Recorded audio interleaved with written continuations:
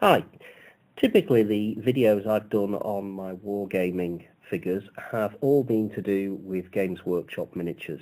But with the release of 7th edition of Warhammer 40,000, which is a system I just don't like, I've been looking at some other manufacturers' figures as well, just out of the interest of collecting. These are a mixture of some very old Grenadier figures that I've had from when I did the Aliens role-playing game. If I zoom in closer, you'll see they are very reminiscent of the Colonial Marines from Aliens. Now, Grenadier are no longer running. Their figures are now made by EM4 Miniatures, and I buy them from Forlorn Hope Games. And there are also some Copplestone Castings figures in here. I think the person who sculpted them might be the same one. The thing is, although I've painted these up, it's all infantry, and if you've seen quite a few of my previous videos, you'll have noticed I'm actually quite fond of tanks.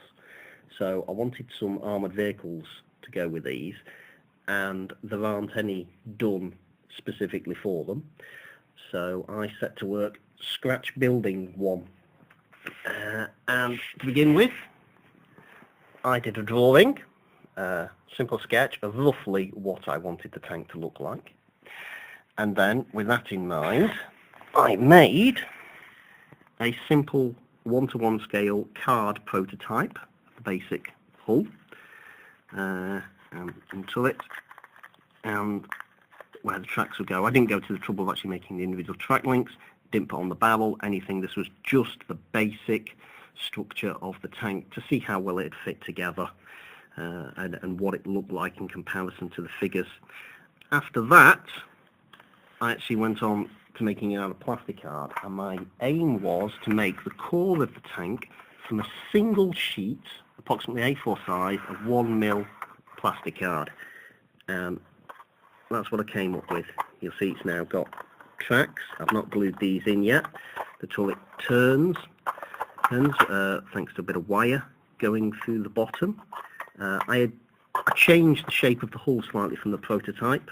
The prototype, you'll see, has a raised bit at the back. That's not present on the plastic card model. Now, the reason I've not got the side of the turret on is because I intend to put a gun barrel through that I want to access to reinforce from the inside, but I do have it. As I say, one sheet of plastic card was all it took for that. So, with the basic structure done, details needed adding. And here we go. The gun barrel is made from a length of plastic tubing. Normally, I don't like to buy plastic tubing because it can work out quite expensive. But on this occasion, for the detailing, I wanted to put lengths of a slightly wider tubing around it so it would fit on neatly. So that's why I actually bought the tubing for this gun barrel. Other tubing you can see, like the coaxial weapon here and the smoke discharges or grenade launchers here, they come from cotton wool buds, or there's drinking straws here for headlights. The Pintle mounted weapon is the only part on here that's actually specifically bought from a wargames, well, from any, as a part of a wargaming model, and that is the EM4 Miniatures Sentry Gun that goes with the figures. This is for another bit of detail. This thing behind it here, I picture this as being a sort of camera on a telescopic mount that would extend so the crew of the tank could look over intervening obstacles.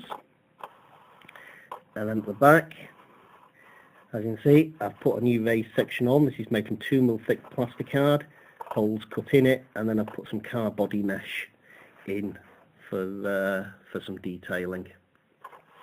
And of course, once that was done, all that's left is to paint it. And I've got two different versions here. So I've painted up. So another standard one where the camera on the periscope is extended. And on this second one, a bit more work. I cut open one of the hatches and put inside it a commander figure. That's one of the EM4 range of figures, and he's just stood glued to the base of the turret and fits nicely through the turret ring. And I will just, so you can see the proper scale. That is the scale it comes out at. Now the instructions for this, I'm currently working on some instructions and some templates just for the basic core of the tank. So that's this bit, and I hope to have those up on my website soon. So if you want to have a go at making one of these, you can.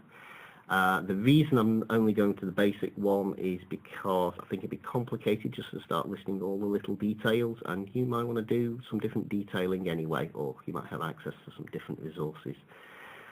So anyway, thanks for watching. Bye.